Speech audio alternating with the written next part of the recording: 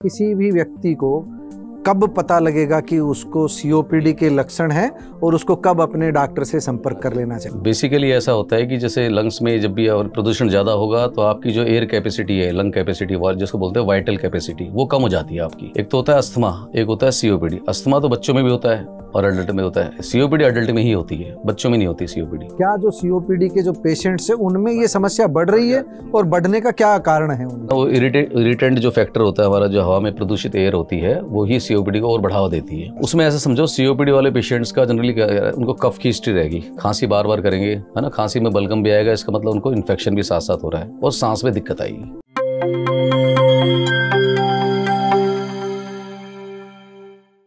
प्यारे दोस्तों, सादर अभिवादन। मैं हूं महेश कुमार वैद्य और आप देख रहे हैं एनजेपी हरियाणा।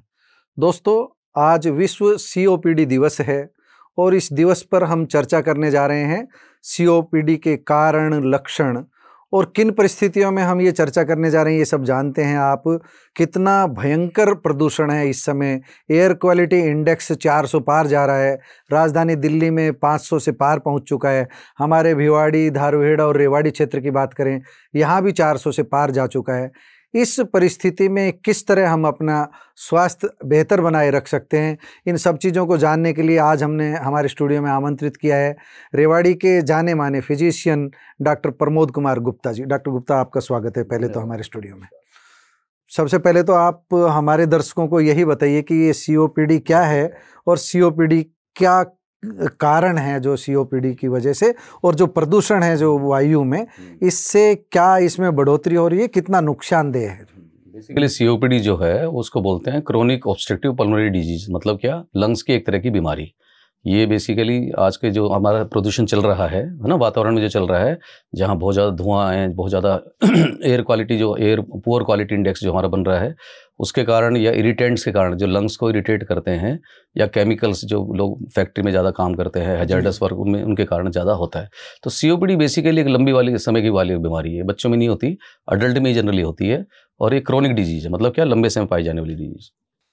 तो हम ये जानना चाह रहे हैं कि किसी भी व्यक्ति को कब पता लगेगा कि उसको सीओपीडी के लक्षण हैं और उसको कब अपने डॉक्टर से संपर्क कर लेना चाहिए? जब ऐसा लगे किसी व्यक्ति को या मरीज को कि उसको सांस लेने में दिक्कत हो, या मतलब नॉर्मल से दिक्कत ज़्यादा हो, जैसे कि मतलब बंदा चलता है, 6 मिनट का वॉक टेस्ट होता है एक, उसमें अगर वो चल के देखे, उसको सांस में दिक्कत होनी शुरू हो जाए, तो समझो उसको थोड़े से लक्षण आ रहे हैं। पर लक्षण से पहले हमें जानना जरूरी है कि उसकी पुरानी हिस्ट्री क्या है। क्या वो पहले से तंबाकू खाते थे, स्मोकिंग ज़्यादा करते थे, या ऐसे एनवायरनमेंट में रहते थे जहाँ धुआं ज़्यादा है, पॉल्यूशन ज़्यादा है, उसके कारण उसको इरिटेंट महसूस होता होगा।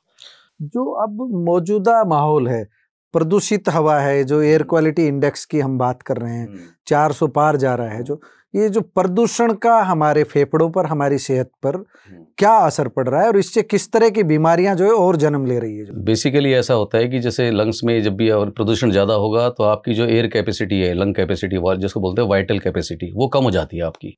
तो आप उतनी हवा अच्छे से इनहेल नहीं कर पाते, फ्रेश एयर इनहेल नहीं कर पाते। उसके कारण आपके जो पहले से अफेक्टेड हैं सीओपीडी से, जिनको पहले से ही पुरानी बीमारी चल रही है सांस की, तो उनको ये ज़्यादा होती है, फिर उनको तकलीफ ज़्यादा होती है बजाय नॉर्मल व्यक्ति के। तो उनको ध्यान ही रखना पड़ेगा कि शुद्ध हवा लें, फ्रेश एयर लें, घर से बाहर कम निकले अगर ऐसा हो रहा है तो। और जो व्यक्ति मान लो टोबैको या स्मोकिंग या ज़्यादा करते हैं, उसको बिल्कुल बंद कर दें।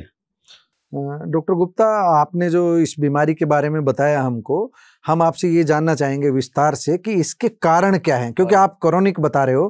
कैसे जन्म लेती है जो सीओपीडी की बीमारी, किस तरह जन्म लेती है? इसमें क्या होता है, बेसिकली लंग्स जो होते हैं हमारे, एक तो होता है अस्थमा, एक होता है सीओपीडी। अस्थमा तो बच्चों में भी होता है और अडल्ट में होता है। सीओपीडी अडल्ट में ही होती है, बच्चों में नहीं होती सीओपीडी।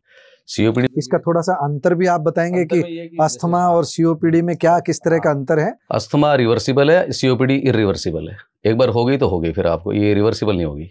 कहने का अर्थ ये है, अस्थमा तो रिवर्सिबल है, हाँ, और कंट्रोल हो जाता है, पर सिर्फ सीओपीडी को तो फिर नहीं जाएगी वापस। तो फिर क्या इसमें तो उसका आगे लक्षण, पहले तो आप इसका कारण बताइए। कारण तो पहले ही हो गया, जो पेशेंट होते हैं जिनको ज़्यादा लंबे समय से टोबैको हो गया, लंबे समय से फैक्ट्री एक्सपोजर हो गया, लंबे समय से इरिटेंट जो लंग्स को इरिटेट करते हैं, उनके कारण ही ज़्यादातर। खनन वगैरह में जो कार्य करते हैं उनको भी कोई खास बीमारी फेफड़ों में? उनको, हाँ, वो उसको बोलते हैं एस्बेस्टोसिस या सिलिकोसिस। जैसे सिलिका इंडस्ट्री में काम करते हैं वो, या जो एस्बेस्टस इंडस्ट्री में काम करते हैं, उनमें जनरली लंग की बीमारी ऐसे हो जाती है, वो लंग में फाइब्रोसिस कर देती है। तो वो भी एक तरह का सीओपीडी होता है। जैसे सीओपीडी हम बोलते हैं जिसको ना, एक होती है क्रोनिक ब्रोंकाइटिस, एक होता है एम्फाइसीमा। जी जी, दो अलग अलग है, पर दोनों इरिवर्सिबल है, ये वापस नहीं होती है। एक बार हो गई तो हो गई आपको। हम जो मौजूदा प्रदूषण की बात करें, जो हवा प्रदूषित हो रही है, इस हवा के कारण क्या जो सीओपीडी के जो पेशेंट्स हैं उनमें ये समस्या बढ़ रही है, और बढ़ने का क्या कारण है उनका? वो इरिटेंट जो फैक्टर होता है हमारा, जो हवा में प्रदूषित एयर होती है, वो ही सीओपीडी को और बढ़ावा देती है, बढ़ जाती है। पहले से जिस बंदे का पहले से कंट्रोल चल रहा है, उसका जैसे इस पोल्यूशन के फेज में आएगा तो उसका और ज़्यादा बढ़ जाएगा उसका। तो डॉक्टर प्रमोद जी, इसका जब हम आपसे समाधान जानना चाहें, एक मरीज जो है, जो सीओपीडी का पेशेंट है, और इस तरह का मौसम आप देख रहे हो, जिस तरह का मौसम है, इसमें एक पेशेंट को, उनके अभिभावकों को क्या क्या सावधानी बरतनी चाहिए जिससे कि वो आराम से अपना चैन की जिंदगी गुजार सके? पहला तो ये है कि सबसे पहले तो फ्रेश एयर लेने की कोशिश करें। तो फ्रेश एयर तो कम मिलेगी जब आप तो अगर फ्रेश माहौल में रहोगे तो, है ना जी। जहाँ ज़्यादा पोल्यूशन, ज़्यादा एक्सपोज रहोगे तो उसमें तो आपको दिक्कत आएगी। दूसरा, एक अच्छा खान पान बहुत अच्छा होना चाहिए आपका, जिसमें लिक्विड ज़्यादा होना चाहिए आपका, लिक्विड डाइट ज़्यादा होनी चाहिए, तरल पदार्थ ज़्यादा होना चाहिए, फ्रूट्स ज़्यादा होने चाहिए। या फिर अगर कोई बंदा नॉन वेज लेता है, नॉन वेजिटेरियन लेता है, तो वो ओमेगा 3 फैटी एसिड होता है, वो उसमें काफ़ी हेल्प करता है, वो लेना चाहिए। जैसे अखरोट में मिलता है या फिश में मिलता है। जी जी जी, ठीक है ना। तो खान पान बहुत अच्छा होना चाहिए। शाकाहारी अखरोट ले ले, और मांसाहारी फिश ले ले, फिश, उससे ओमेगा 3 फैटी एसिड भी इसमें काफ़ी हेल्प करता है। And what about eggs? Egg भी अच्छे हैं, कोई दिक्कत नहीं है। पक्की बात। वो भी। तो आपने जो खान पान के बारे में बताया, तो सावधानियों के बारे में बताया, हम ये जानना चाह रहे हैं कि जैसे सीओपीडी को लेकर के अभी जो किस तरह की दवाइयाँ, किस तरह का समाधान मार्केट में है, हम देखते हैं मुंह से खाने की है, सांस के जरिए लेने की है, किस तरह की दवाइयाँ मार्केट में आ चुकी है, और कितना मरीज निश्चिंत रह सकता है इसका, और किस तरह वो अपना जीवन आसानी से गुजार सकता है? देखो आज की डेट में देखो इनहेलर थेरेपी काफ़ी आ गई है ना। इनहेलर थेरेपी है या नेबुलाइजेशन थेरेपी है, जो घर पे पेशेंट अपने आराम से ले सकता है, और अफोर्डेबल रेंज में भी आ रही है, ऐसी कोई बात नहीं है।